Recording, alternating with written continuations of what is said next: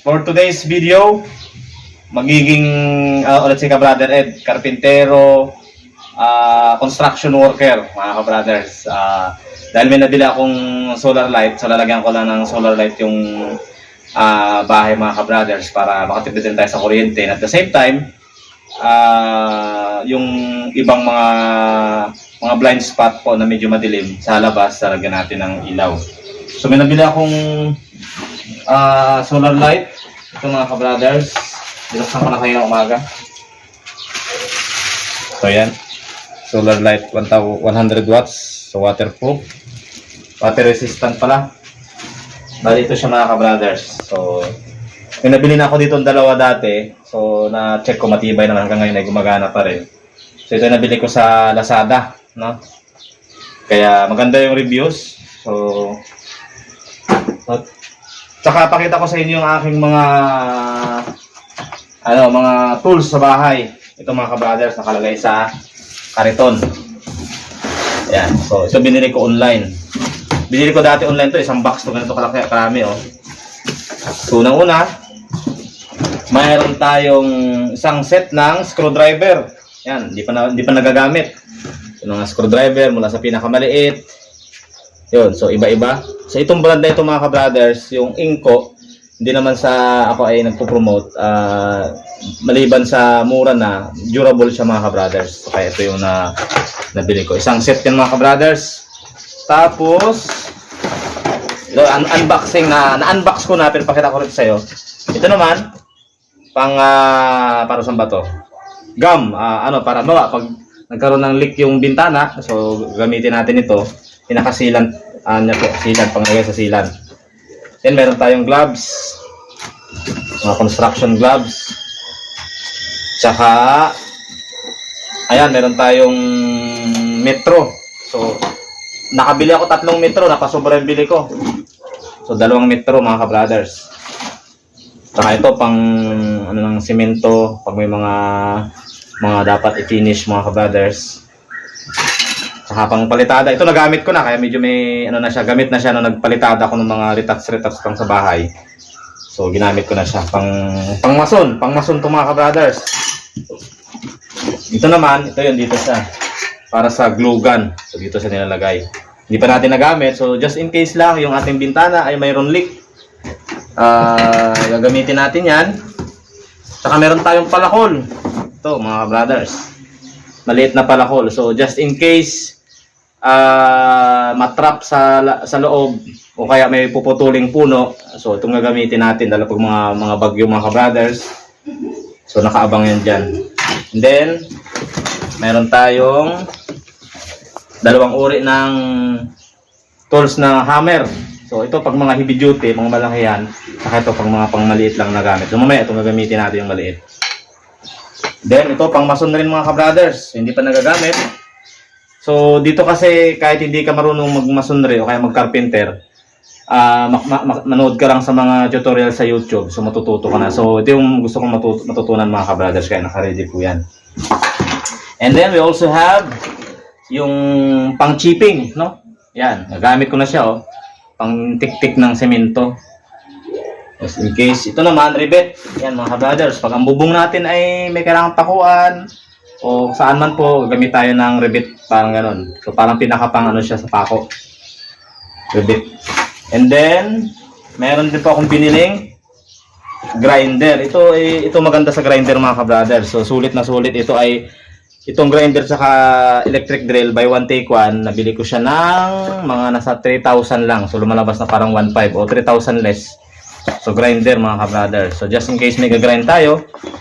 Then meron rin tayong itong gagamitin natin mamaya, electric drill. Yan, mga ka-brothers. Isang brand lang binili ko na kasi check ko rin yung reviews, maganda naman pong reviews. So electric drill. So nagamit ko na itong, mga ka-brothers, sa mga ilang pagbubutas ng semento. Saka meron tayong lagari sa bakal. Yan. Saka meron tayong lagari sa kahoy. So yan, isang brand lang sila. And then itong set of tools, so meron pinabili ako mga iba't ibang mga screw, iba-ibang size. Yan. So naka-ready po yan. So bubuksan natin.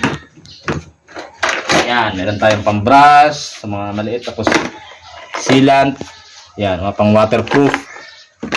Cutter. Tapos sa loob, meron tayong screwdriver na maliit. Meron tayong eskwala. Meron tayong liha. So may liha pa rin ako dun sa loob. Sa Metro ulit, ito yung unang bili kong Metro. Tsaka meron tayong level bar. So mahalaga nito. Tsaka meron tayong masonry screw. Pambala sa drill. Yan, ito naman pang metal. And then ito pang masonry rin mga ka-brothers. Tsaka screw, hammer, yan. Ito naman pang heavy duty, para sa mga masonry. Tsaka wrench, meron tayong wrench mga ka-brothers. So double open. So yan, meron tayong mga bubuksan. Ito kahit sa mga isang set sa mga motor, sasakyan, pwede po yan. And then meron tayong long nose. So yan po. Ito naman pliers po. Pliers, dalawang uri ng pliers. Ito isa pliers rin. Tsaka meron tayong pliers rin po siya. So pamputol sa mga kawad ng kuryente. Ito electrical tape. Ito liabe. Tsaka ito naman pang tubo mga ka-brothers. Tapos vice grip. Yan, para pag mga higpitin. Okay, so ito extra rin po yan. Bakit po ako bumili ng ganitong mga tools? Unang-una, meron tayong bahay. So pag may mga minimal na mga repairs, mga retouching, mga tumagas, tumulo. So sa halip na tayo ay magtatawag ng tubero o mga karpintero, so pwede natin pag-aralan. So meron namang YouTube po na may mga tutorial na pwede kong panoorin. So para matutunan natin, kasi lalo may pamilya na po ako. Balang araw bibili rin tayo ng welding machine. So magta-try rin pa tayo ng mga welding mga ka-brothers. So multitasking si ka-brother Ed, hindi lang sa opisina, hindi lang sa fishing, so pati yung trabaho ng construction, masonry, carpenter ay pag-aaralan po natin.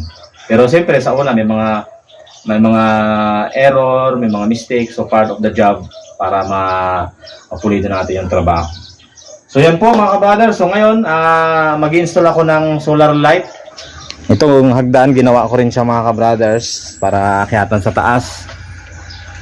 Matibay po yan pagkakagawa. And then bumili rin ako nitong aluminum ladder mga ka-brothers para mag-install. So yan, nakaabang na yung ating para sa solar panel sa taas. Akyat tayo sa taas mga ka-brothers.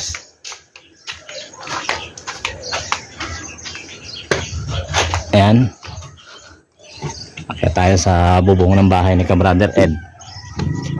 Ito yung ating solar panel. Tsaka ito yung bago na naka-install. Yung kabila, doon sa kabila nakakabit yung isang solar panel. Ito yung palibot ng bahay. Puro bahay sa palibot. Ito meron puno ng bangkal. Ito delikado lang pag masyadong yumabong. Sana ipaputo na lang may-ari. Baka tumama sa bahay. Dito natin ikakabit yung solar light na isa. Kasi dito sa area na to ay madilim, walang ilaw. So nakakabit siya dito para meron tayong ilaw dito as a part of security purposes rin, para pag may dumaan dito ng mga kabadya, magdadaan kami, mayroong ilaw po dyan. Saka itong kabila kasi ay bakanting lote. Ayan. And then dito sa kabila, dito naman natin ilalagay yung isang solar sa likod ng bahay. So yan po ang isang solar na in-install natin. Yan, nagcha-charge yan. Bali yung pangalawang pangalawang solar po, dito ko po ikakabit. Yan dito, ito na yung pinakaabang niya. Nilagay ko na sa taas kayo ng umaga pa, yung pinaka-panel para hindi mainit magkabit. So para nakatutok siya dito sa bakod, sa likod. So para maliwanag. We'll put the mask and extension wire.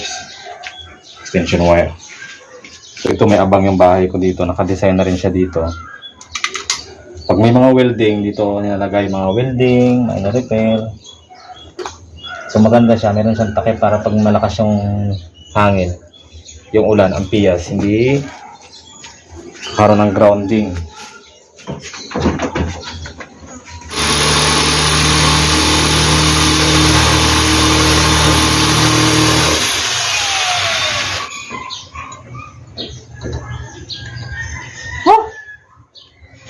Nakakapagod mga kabrothers. Nagagtak ang pawis.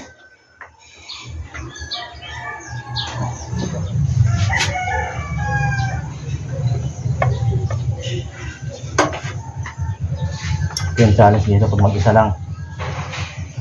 Ang hirap magkabit.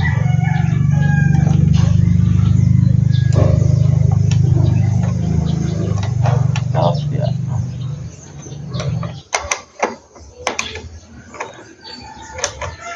Ayan. Kabit na natin yung wire. Saktong-sakto. Oh. Dadaanan sa dito sa likod. Yan. Tapos kakabit natin. Mag-auto charge na yan pag kinabit.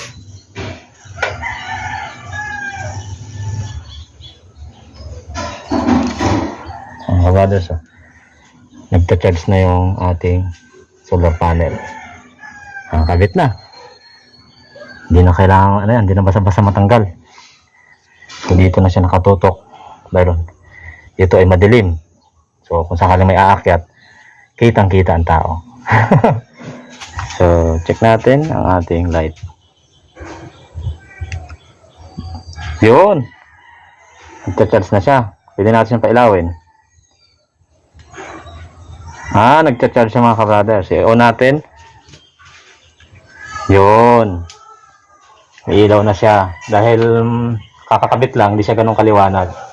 Charging pa lang siya. So mayang gabi yan mga kabrothers, maliwanag na yan dito sa area natin. Kabit na natin ito isa.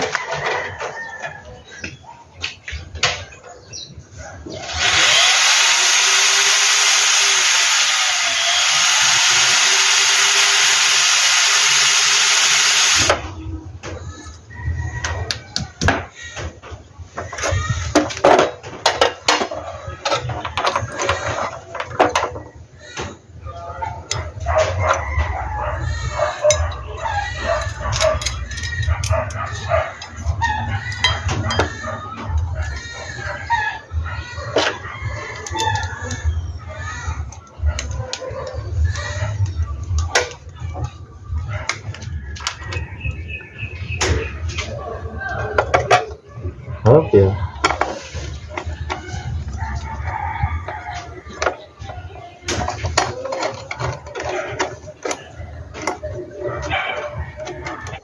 Pulido.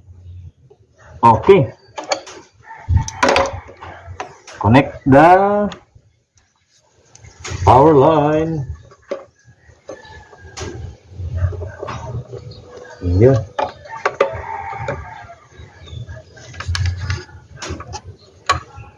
Lagay ko na dito yung linya sa PVC pipe.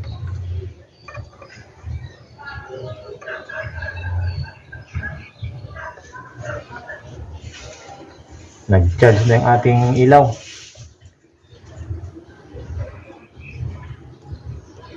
Ayan mga kabrothers. Ilagay natin ang remote. Yun. May ilaw na siya. So, i-charge muna natin. And we're choosing the auto pag daylight. Mamamatay siya. And pag gabi, kusa siyang mabubuhay. Auto natin. Yan. Okay. So, yan po. Para pag nag-garden dito si nanay pag gabi. O kaya ay dumadaan. Meron na silang ilaw dito. Mas maliwanag, mas maganda. That's all for today's video. Ka-brother Ed and kananay, ang ating photographer. Nag-video. Natuto rin. Natuto ka nanay, no? Natuto na. Marunong na si nanay ito mag-ano eh. Hindi ako marunong mag-adjust. Sunod mag-edit, ikaw marunong ano. Maturuan diyan. Sige, luto na tayo. Okay? Yung mga brothers, kakain na kami. So hanggang dito na lang tayo. And see you again on our next video. Thanks for watching.